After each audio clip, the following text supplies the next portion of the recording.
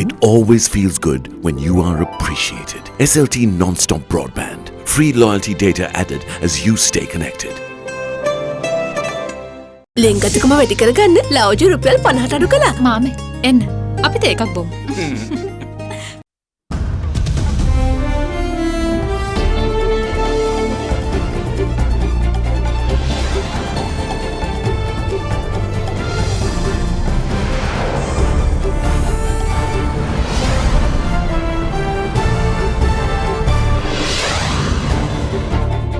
Tonight, risky business. The foreign minister informs US Ambassador Elena Teplitz that US-Sri Lanka bilateral ties at risk over army commander travel ban. Changing gears, Sri Lanka urged to diversify and modernize industries in line with global trends. Sri Lanka is growing. You have to have industrial park. Modernize in line with what's happening outside. Swan dive. UNPMP reveals the swan as the preferred alternative to the elephant in the new UNP alliance. Game not over. US-China trade deal now in effect, but challenges remain for exporters from the COVID-19 outbreak. All this and much more coming up on this Sunday, the 16th of February 2020. හැටනමයි අනුහතට SMS කර රුපියල් මිලියන 3ක මුල්තැන්ගේ උපකරණ දිනාගෙන අවුරුද්දෙම කුස්සිය time save කරගන්න. From AdaDerana, this is AdaDerana First at 9. Live from Studio 24 in Colombo.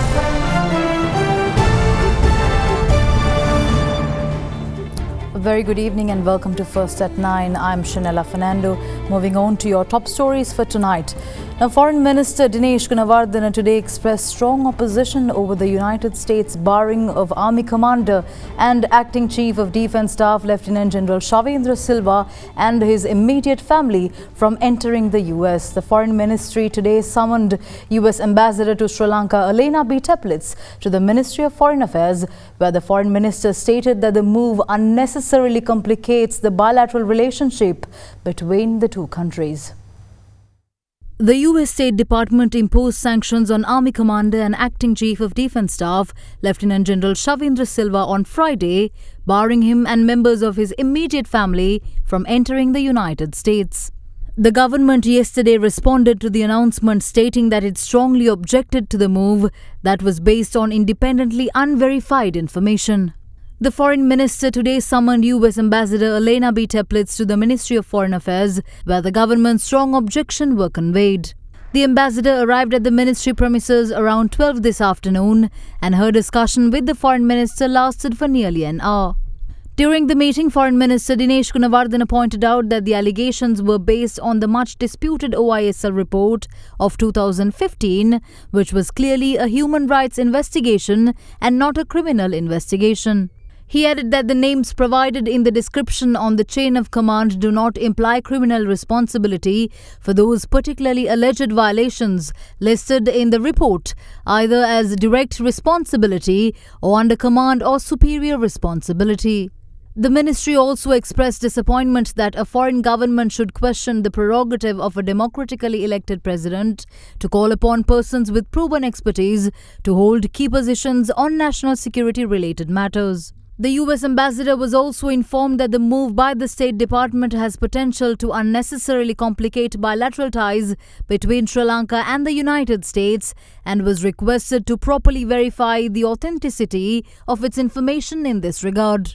Meanwhile, the US government's move has so far drawn much public criticism, with the Mahasangha and politicians from across the political divide. ඇමරිකාව මේ විදිහේ ප්‍රකාශයක් කිරීම අපිට බොහොම කනගාටුවෙන් ඒ මතක් කරන්න වෙනවා. මොකද ඒකපාක්ෂිකව මේ අය ඩයස්පෝරාවේ අය කියන දේ පමණක් හිතට අරගෙන අපිට යම් තහංචි පනවනවා. අපේ රටත් සමග තිබෙන විවිධ ජාත්‍යන්තර ගිවිසුම් ඔවුන් ක්‍රියාත්මක කිරීමට අපේක්ෂා කරපු දේවල් මේ අවස්ථාවේදී සිද්ධ කරගන්නට බැරි වීමත් යටි අදහසක් හැටියට ඔවුන් මේ වාරණය තුලින් ක්‍රියාත්මක කරන බවක් අපිට කල්පනා වෙනවා. යුද්ධ සමය අවසන් වෙලා එතුමා ඇමරිකාවේ කාලයක් හිටියා. එතකොට මේ මිනිසුන්ගේ ඇස් පෙවුන්නේ නැද්ද? කන් ඇහුන්නේ නැද්ද? ඉතින් මේක කවුරු හරි මේ අපේ රටෙන්ම තමයි මේ විස බීජ ටික පිටරට කේලම් කියලා ශේෂයෙන්ම මේ අන්තවාදී දේශපාලඥයෝ ඔය සම්බන්ධලා වගේ සුමන්දිර පීරණලා වගේ අය තමයි මහා හරියට උණ හැදුනා මේ අපේ වර්තමාන යුද හමුදාපතිතුමා සවේන්ද්‍ර සිල්වා මැතිතුමා හමුදාපති තනතුරට පත් කරාට පස්සේ මේ අය හැමදාම මේ යුද්ධ විකුණගෙන කෑවා. අධිකාරී ජනාධිපතිතුමාලා ගරු අග්‍රාමාත්‍යතුමා මේ සියලු දෙනාම තේරුම් ගන්න ඕනේ මේ මිනිස්සු කටුස්සෝ වගේ. සත පහකට විශ්වාස කරන්න පුළුවන් චරිත නෙමෙයි. රාජතාන්ත්‍රික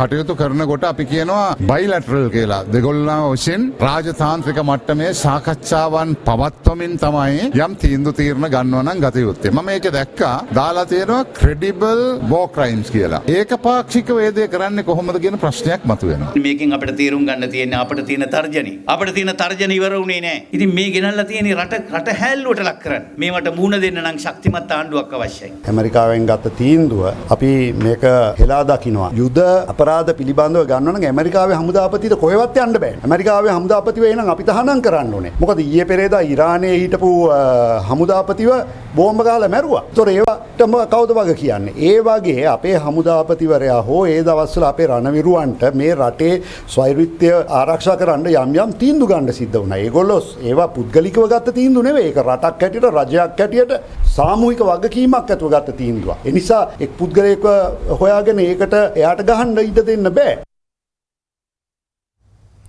President Gotabaya Rajapaksa says that he looks forward to a conceptual change in the procedures in how trade unions work towards the betterment of the public, moving away from traditional procedures. He made these comments when he met with representatives of the Progressive Trade Union today. President Gotabaya Rajapaksa met representatives of the Progressive Trade Union Federation at the President's office last evening. The President stated that he expects a conceptual change from all the trade unions that will lead to the betterment of the public, moving away from traditions.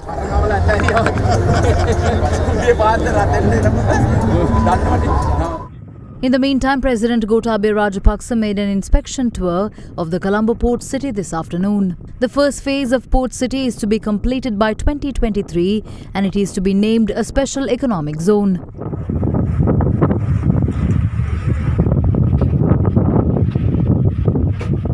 Meanwhile, Prime Minister Mahinda Rajapaksa participated in a religious event worked off this afternoon at the Kandavihara in BERUWALA.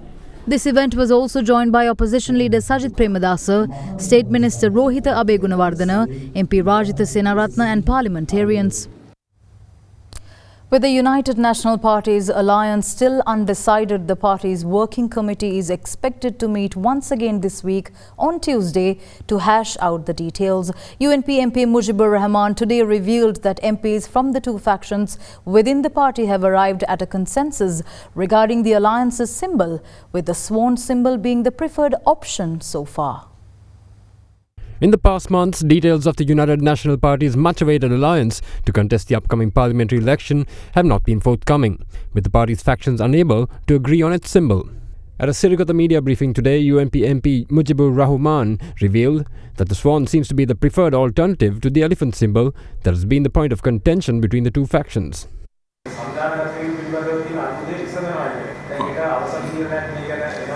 මම හිතන්නේ අඟහරුවාදා තමයි මට දැනගන්න ලැබිලා තියෙන කෘත්‍යාධිකාරී මණ්ඩලේ නැවත රැස් වෙනවා කියන එක. මම හිතන්නේ සියලු දෙනා ඒ ප්‍රධාන වශයෙන් සාකච්ඡා කරපු අය සියලු දෙනාම එකඟත්වයකට ඇවිල්ලා තියෙනවා. එකතු වෙලා තරඟ කරන්න. ඉතින් මම හිතන්නේ බොහෝ දුරට හංසයා ලකුණෙන් තරඟ කරයි කියලා තමයි දැනට තියෙන තොරතුරු තිබෙන්නේ. Meanwhile, UNP MP HIRUNIKA PREMACHANDRA stated that inconsistency in retaining government could be the party's biggest drawback, which could result in voter fatigue that could seriously damage the party's ability to maintain its political profile in the future. පොදුජන පෙරමුණ ගෝඨාභය රාජපක්ෂ මහත්මයා ජයග්‍රහණය කරවන්න මහන්සි වුණා වගේ ඊට වඩා 10 ගුණයක් මහන්සි වෙච්ච දෙතුන් දෙනෙක් ඉන්නවා අපේ පක්ෂය ඇතුලේ. ගෝඨාභය මහත්මයා ජනාධිපති කරවන්න. අපේ පැහැදිලිවම ආණ්ඩු කරන්න නොහැකියාව සහ ආණ්ඩු කිරීමේ අදක්ෂතාවය නිසා තමයි මෙච්චර ඉක්මනට අපිට ආණ්ඩුවක් දෙන්න සිද්ධ වුණේ. අනික් පැත්තට. මොන දේ වුණත් ඔය මේ පොදුජන පෙරමුණේ මහින්ද මහත්තයාගේ පිටින් කවුරුත් කතා කරන්නේ නැහැ. පක්ෂයක ඒ වගේ දේකුත් තියෙන්න ඕනේ. ඉතින් මේ හරි ප්‍රශ්නයක් මේ පක්ෂය ඇතුලේ මට හිතා ගන්න බෑ. මේ නිකන් අවාරට පොල් වැටෙනවා වගේ ඉඳලා හිටලා පොඩ්ඩක් රිංගලා ආණ්ඩුවක් කරන අවුරුදු දෙකක් තුනක් ඊට පස්සේ ඒකත් නානවා හොඳටම. ඕමම කියලා කවදාද දවසක ශ්‍රී ලංකාවකට වෙච්ච දේ තමයි අපිට වෙන්නේ. ඇතන පුදුම මිනිස්සු තමයි අපිත් එක්ක ඉන්නේ. ඒක පව්. මිනිස්සු පව් එච්චරයි ඉතින්. කාගෙත් වගකීම තමයි නායකයන්ගේ මේ මොහොතේ තවදුරටත් මේ ප්‍රශ්නේ ඉස්සරහට අරගෙන යන්නේ නැතුව තීන්දුවකට එළඹීම. අඟහරුවාදාට පස්සෙත් තවදුරටත් සාකච්ඡා කරන්න පුළුවන් කමක් නැහැ. Former President Maithripala Sirisena says that his decision to contest from the Polonnaruwa district at the upcoming parliamentary elections came at the behest of Polonnaruwa organisers who lamented the lack of leadership in the electorate.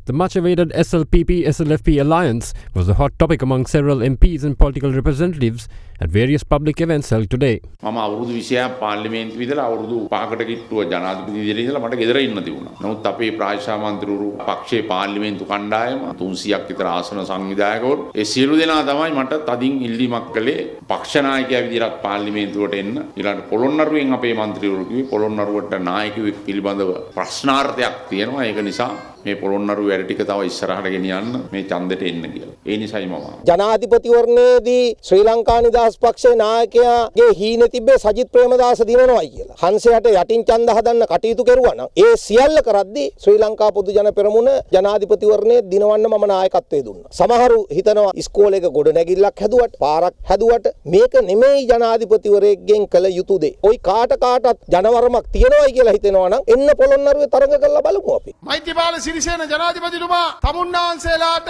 ආණ්ඩුවකින් පීඩා එල්ල වෙද්දී ආණ්ඩුවේ පැත්ත අරගෙන අහක බලාගෙන හිටියා. ඒ හින්දා අපි මේ වගේ තැනකට නැවත තල්ලු වෙන්නේ නැති മന്ത്രിවරු කණ්ඩායමක් තෝරාපත් කර ගැනීම වැදගත් වෙනවා. එක එක්කෙනා අපි මෙච්චර දානවා කියලා කිව්වට හරියන්නේ නැහැ. පක්ෂේ මාත් එක්ක සාකච්ඡා කරලා තමයි තීන්දුවක් ගන්නෙ. ඉතින් අපි එකට ඉල්ලනවාද කියන එකත් තමයි අපි නම් තීන්දුව කරලා නැහැ. ඉල්ලන කෝටායක ගැන කතා කරන්න පුළුවන්. කෝටායක මට ඕන හැටියට තමයි ලබා දෙන්න කියලා මම පක්ෂෙන් ඉල්ලන්නේ. අනුරාධපුරයේ ශ්‍රී ලංකා නිදහස් පක්ෂ නායකයෝ තවත් අපිට කෙනෙහිලි ගන්න. ඉතින් ඒ වාගේ අපේ බෙල්ල කපන්න ඉන්න අයත් එක්ක බොහොම වේදිකාවේ ළඟින් වාඩි වෙන්නත් අපි බයයි. ඔතුමාලා ඉදිරිපත් වෙන ලකුණු සම්බන්ධයෙන් තාම එකගතාවයකට ඇවිල්ලා තියෙනවද? නෑ තවමත් ඒ සම්බන්ධව සාකච්ඡා කරගෙන යනවා.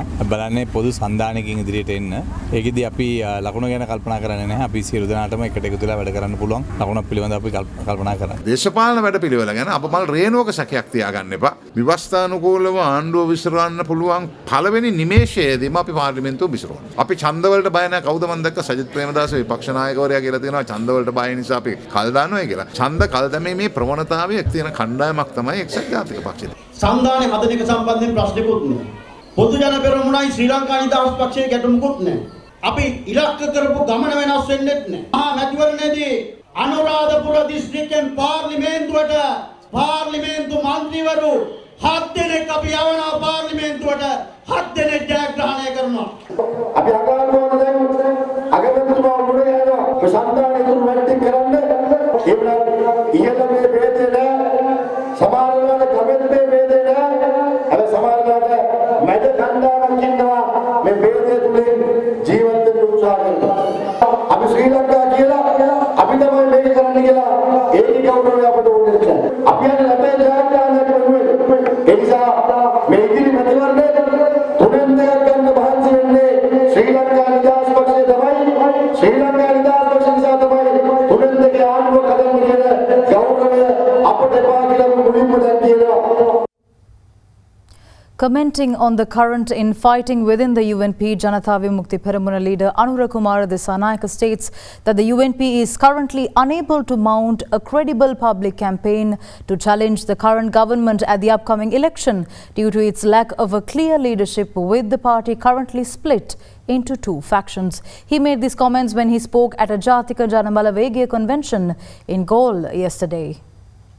එක්සත් ජාතික පක්ෂය ඒක එක්සත් භාවයකුත් නැහැ ජාතික භාවයකුත් නැහැ පක්ෂයකුත් නැහැ මොකවත් නැහැ අවුරුදු 15ක් තිස්සේ ගහගන්නවා රනිල් වික්‍රමසිංහක් කියන සජිත් ප්‍රේමදාස තව එකක් කියන නායකයෙක් නායක නෙවෙයි පක්ෂයක් නෑ අද ඒක මේ ඇති වී තිබෙන ව්‍යසනයේට හරි අඩකට වඩා වැඩි මොකක් කියන්න ඕන එක්සත් ජාතික පක්ෂය ඒ නිසා තවදුරටත් මේ යන දේශපාලන ගමනට එරෙහිව එක්සත් ජාතික පක්ෂෙට ඉඩක් නැහැ ඒක අවසන් දැන් මහින්ද මහත්තයා කෑ ගහනවා තුනෙන් දෙකක් ගන්නවා කියලා තුනෙන් දෙකක් ගන්න බෑ 2010 තුනෙන් දෙක හදාගත්තේ කොහොමද එක්සත් ජාතික පක්ෂයෙන් පාර්ලිමේන්තුවට 20 දෙනෙක් මහින්ද මහත්තයා ගාවට ගියා මේ සැරේත් මොකද වෙන්න පුළුවන් දැනුත් ඔය ගොඩක් අය යන්න ඉන්නේ මහින්ද මහත්තයා කියන එන්න එපා කියලා ඇයි නාම යෝජනා දෙන්න ඉඩ නැහැ ඒ නිසා කියන්නේ ඕගොල්ලෝ මේ පැත්තෙන් තරංග වැදිලා මේ පැත්තට එන්න වජිර කියලා. එහෙම තමයි කියන්නේ. ඒ නිසා කවුරු හරි එක්සත් ජාතික පක්ෂයට කතරයක් ගහනවා නම් ඒකෙන් ගෙන අංකවරක්වත් වෙයි.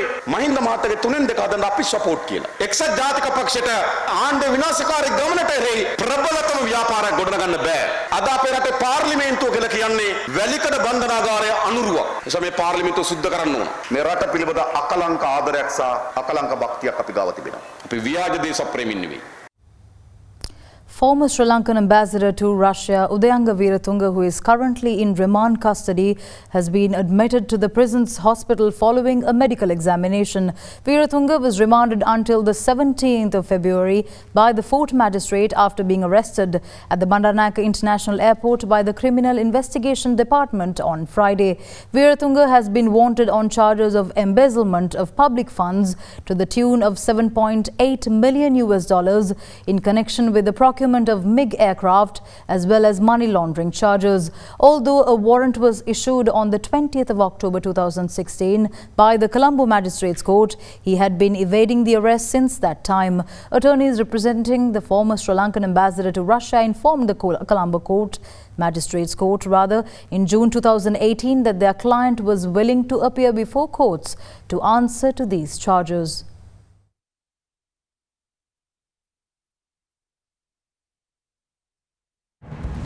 More news on the other side of this break. Stay tuned.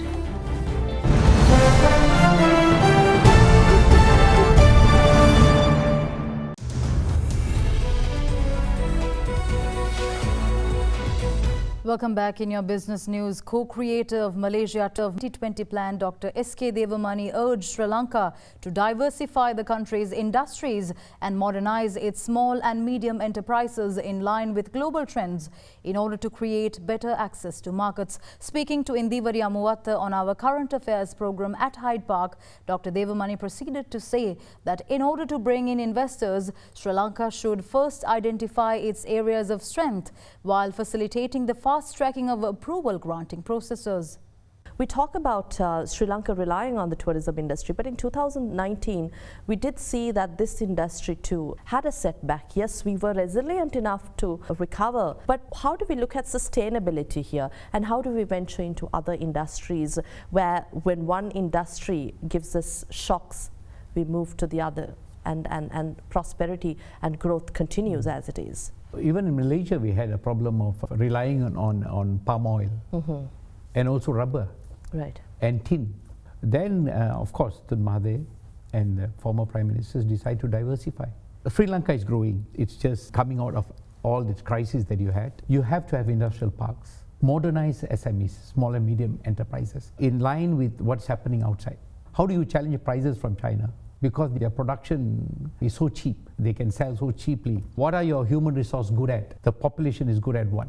Look at all this strength of Sri Lanka and create these niche markets and create parks and give them incentives for 10-year tax exemption, pioneer status, bring in people from overseas because Sri Lanka is now peaceful. Now you can bring investors into, and it's strategically located, and you have the land base. Your market is not only Sri Lanka. India is just beside, and you are towards Southeast Asia, and you are towards that side, Middle East. Aquaculture, another area that you can really modernize. I see that much of the fishery industry is very much dependent on the old style of fishing. You can also do aquaculture, prawns. There's so much demand. So you got to diversify your industries. The way Malaysia invited and encouraged investments, foreign direct investments, here in Sri Lanka, we are still struggling to live to the potential in terms of investments and how we leo these investments. What do we iron out here in order to do that? What do we learn from Malaysia? Number one is to identify what you want to focus on. You don't focus too many things. You focus what's your strength. After that, you must have a very easy pathway for them to come and invest.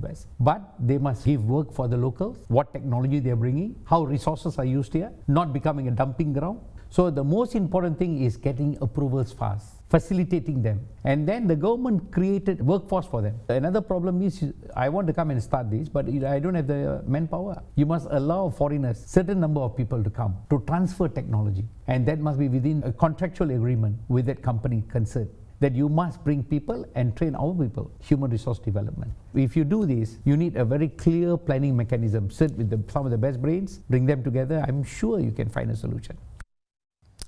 Now, business at home. Sri Lankan stocks closed 0.48% weaker last Friday for the sixth continuous day, recording a market turnover of 427.42 million rupees. In the upcoming week, market turnover levels are expected to improve to moderate levels. Let's now take a more detailed look at what we can expect in the week ahead. In the bond market, we expect a bit of selling pressure to continue in the market similar to last week with the weak market liquidity position and also the foreign selling that is prevalent in the market. However, in the stock market, of course, we expect a bit of positivity in the market with the results being released. Most results are likely to be positive and thereby we believe stronger interest is likely to be there in the market. More high net worth and institutional interest is likely to be prevalent, and we expect the turnover levels also to slightly improve to moderate levels if the market reverses back into the green. We'll return after this short commercial break. Stay tuned.